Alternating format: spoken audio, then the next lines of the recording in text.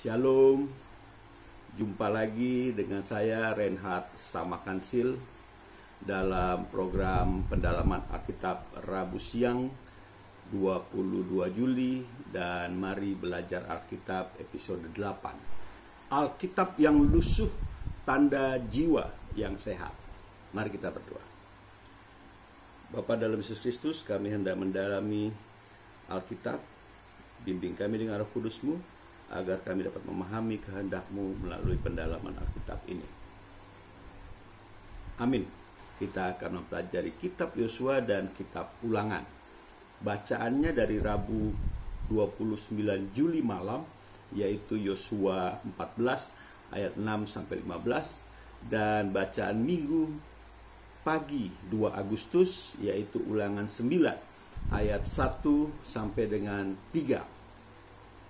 Latar belakang kitab Yosua telah dibahas pada episode 7 minggu lalu, Rabu 15 Juli. Jadi saya tidak akan membahasnya. Kita akan langsung masuk pada pasal 14 dan penjelasan ayat 6 sampai dengan 15. Ayat 6 dari Ulangan 9.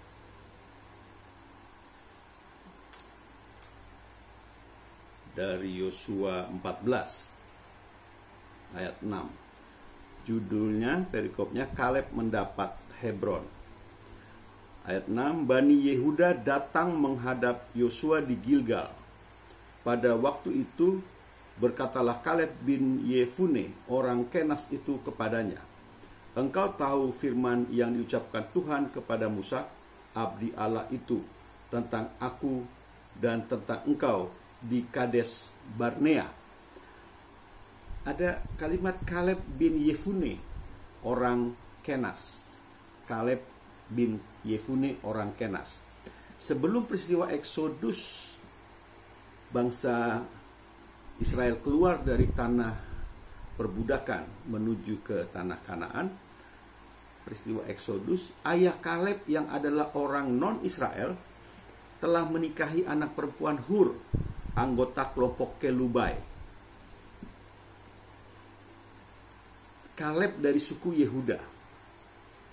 Perempuan itu melahirkan seorang anak laki-laki. Pertama untuk Yefune dan diberi nama sesuai dengan nama keluarganya, yaitu keluarga Kaleb. Jadi kelompok Kelubai itu adalah Kaleb, dalam kurung Kaleb.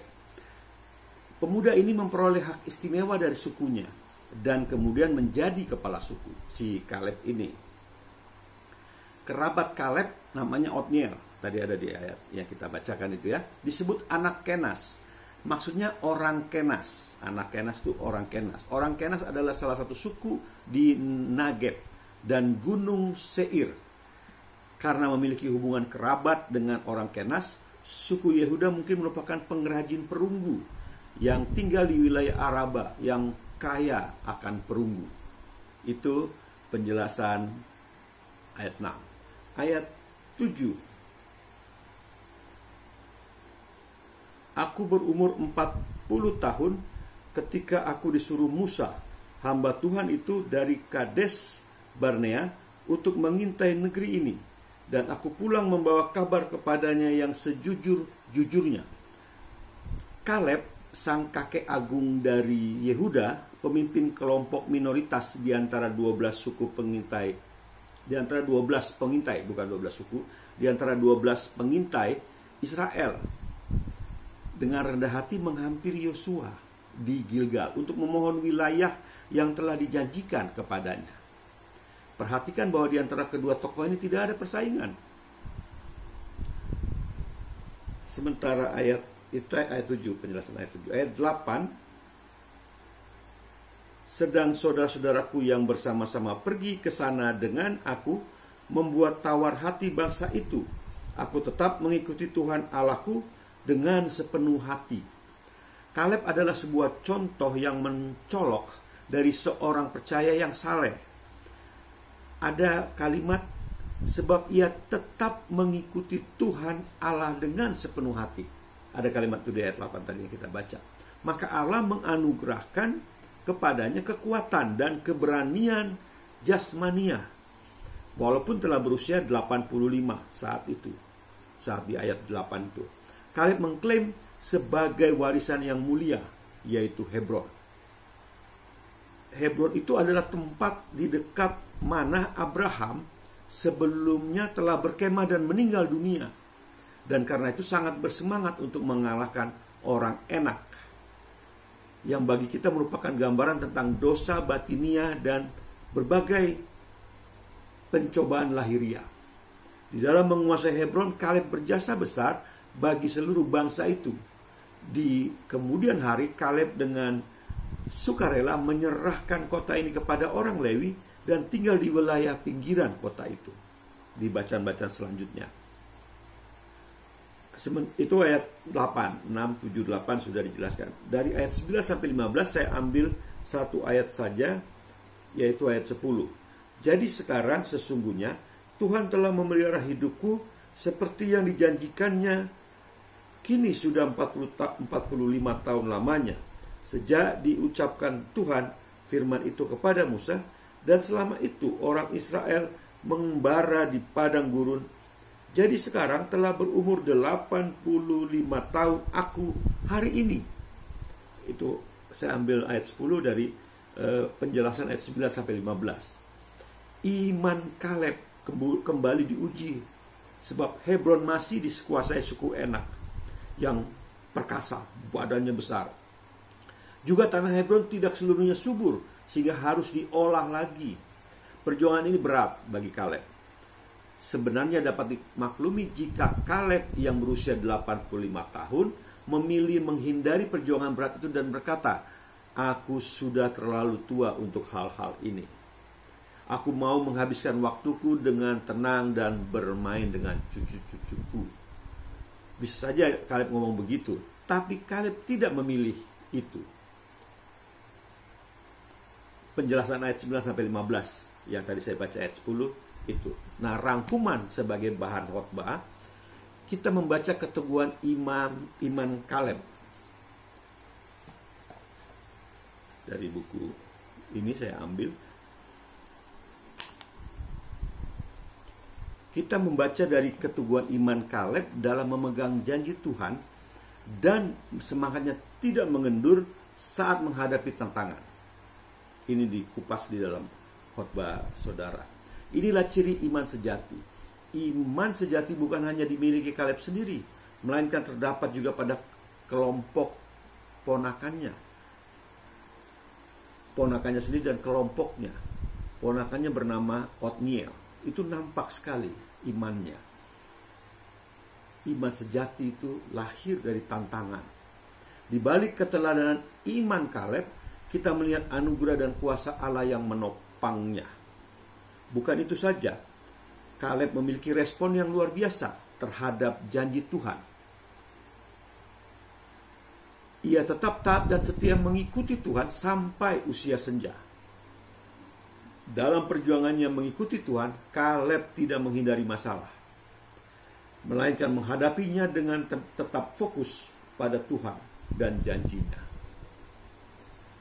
Demikian pendalaman Yosua 14 ayat 6 sampai 15. Sekarang kita akan mendalami Ulangan 9 ayat 1 sampai 3. Buku Yosua bisa dimiliki. Ulangan juga saya membuat penjelasannya bersama Imamat Bilangan Ulangan. Ulangan 9 ayat 1 sampai 3. Sebelum kita membahas bacaan Ulangan 9 ayat 1 sampai 3, kita bahas dulu latar belakang kitab Ulangan.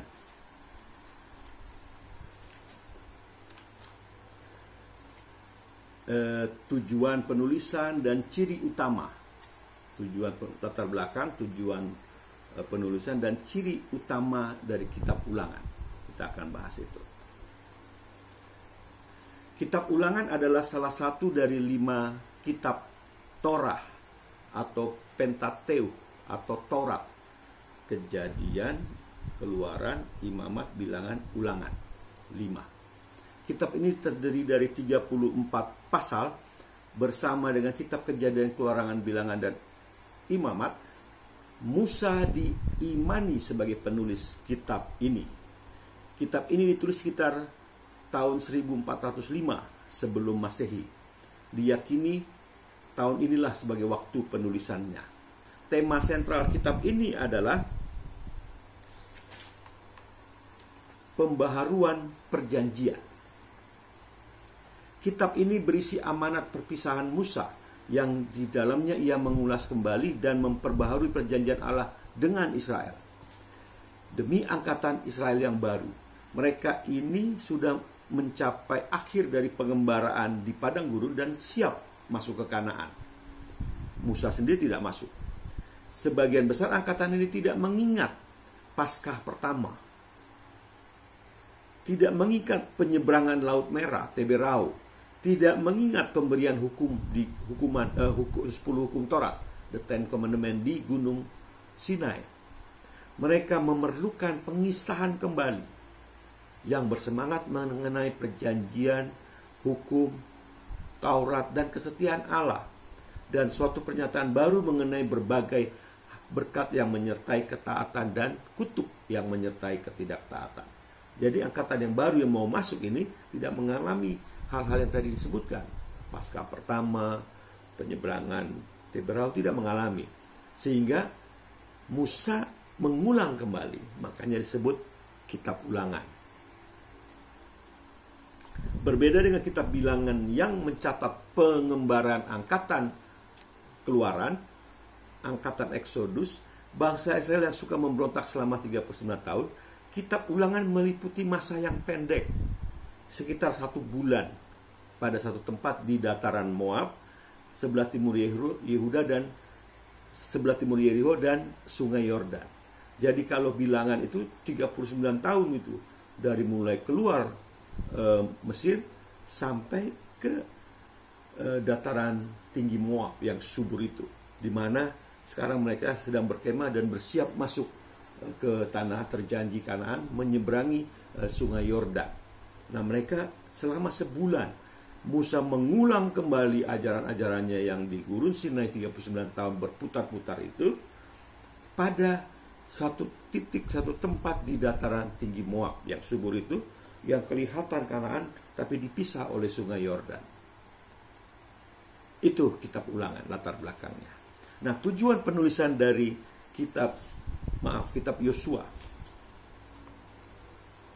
tujuan dari kitab ulangan, tujuan penulisan dari kitab ulangan, sebelum menyerahkan kepemimpinan kepada Yosua untuk penaklukan Kanaan, maksud Musa mula-mula ialah untuk menasihati dan mengarahkan angkatan Israel yang baru tentang 3 hal. Yang pertama, perbuatan-perbuatan perkasa dan janji Allah.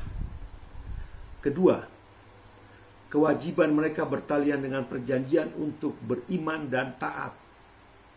Ketiga, perlunya mereka menyerahkan diri untuk takut kepada Tuhan, hidup di dalam kehendak-Nya, serta mengasihi dan menghormati Dia dengan segenap hati, jiwa, dan kekuatan mereka. Itu tujuan penulisan. Sementara 4 ciri utama kitab Yosua adalah: 1. Ulangan menyediakan 4 ciri utama kitab ulangan. Ulangan menyediakan bagi angkatan Israel yang baru, yang sebentar lagi akan masuk ke Kanaan. Itu cirinya dari kitab ulangan. Landasan dan motivasi yang diperlukan untuk mewarisi tanah yang dijanjikan dengan memusatkan perhatian kepada tabiat Allah dan perjanjiannya dengan Israel. Itu ciri yang pertama. Ciri yang kedua, kitab ulangan merupakan kitab hukum kedua. Makanya disebut Deuteronomika. Karena di dalamnya Musa, pemimpin Israel yang berusia 120 tahun, menyatakan kembali dan merangkum, diulang, makanya ulangan, dalam bentuk khotbah. Jadi sebenarnya kitab ulangan adalah kumpulan khotbah-khotbah Musa selama 1 bulan itu. Sabda Tuhan yang terdapat di dalam keempat kitab sebelumnya. Jadi dirangkum dalam bentuk khotbah, Kejadian, Keluaran, Imamat, Bilangan selama 1 bulan di dataran tinggi Moab sebelum masuk ke Kanaan. Itu ciri yang kedua. Ciri yang ketiga, kitab ulangan merupakan kitab kenangan. Kitab kenangan. Nasihat yang khas diulang-ulang berapa kali di beberapa pasal dan ayat dari kitab Ulangan ialah frasa ingatlah dan jangan melupakan. Frasa itu diulang-ulang, maka disebut kitab kenangan. Ini cirinya, ciri ketiga dari kitab Ulangan adalah kitab kenangan, karena ada frasa diulang-ulang, ingatlah dan jangan melupakan, ingatlah dan jangan melupakan.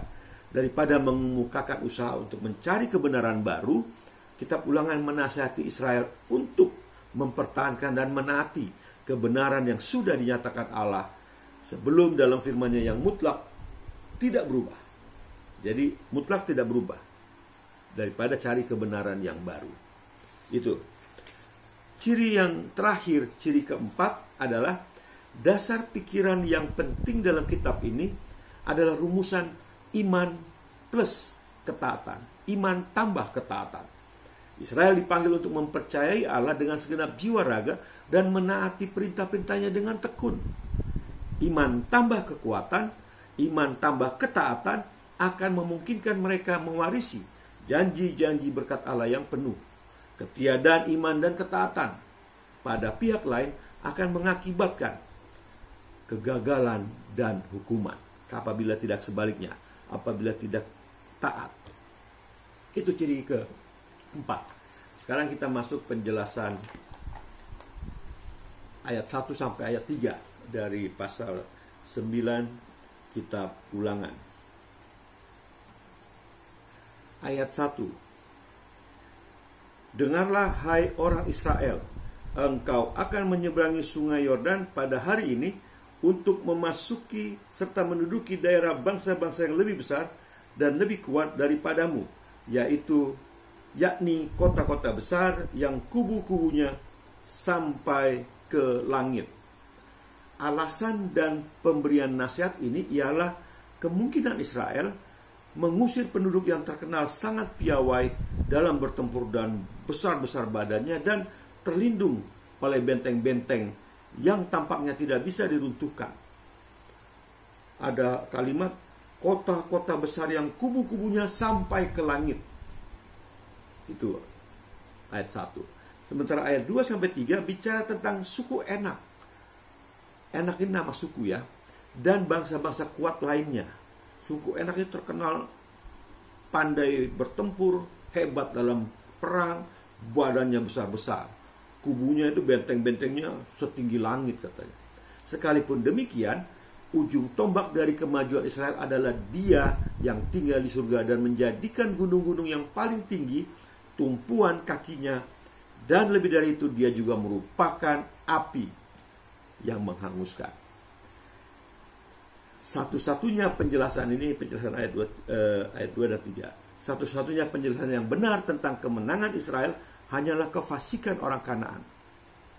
Di satu sisi, dan kasih karunia Allah yang mengampuni Israel di sisi yang lain. Jadi, penjelasan kenapa bisa menang dari bangsa Enak yang kuat dan bentengnya tinggi, jago berperang, karena dua hal. Kefasikan orang Kanaan dan kasih karunia Allah yang mengampuni. Itu tentang hubungan antara kefasikan penduduk Kanaan dengan penggenapan janji Allah kepada Abraham. Penelitian arkeologi telah menunjukkan hebatnya kemerosotan moral masyarakat dan agama Kanaan pada saat zaman Musa itu. Cara di mana perolehan negeri yang dijanjikan itu oleh Israel terkait erat dengan pemusnahan orang Kanaan. Merupakan contoh dari prinsip penghukuman yang bersifat menebus. Keselamatan para sahabat Allah dengan sendirinya berarti kemenangan mereka terhadap sahabat iblis. Dari sudut orang pilihan, penghukuman terhadap sahabat iblis merupakan penghukuman yang bersifat menebus, di mana kaum pilihan tergenapi janjinya melalui kebinasaan dan pasukan iblis. Kebinasaan dari pasukan iblis. Itu penjelasan ayat 1, ayat 2, dan ayat 3 dari pasal 9 kitab Ulangan. Sebagai rangkuman dan sekaligus sebagai usul dari saya untuk saudara-saudara yang akan berkhotbah nanti,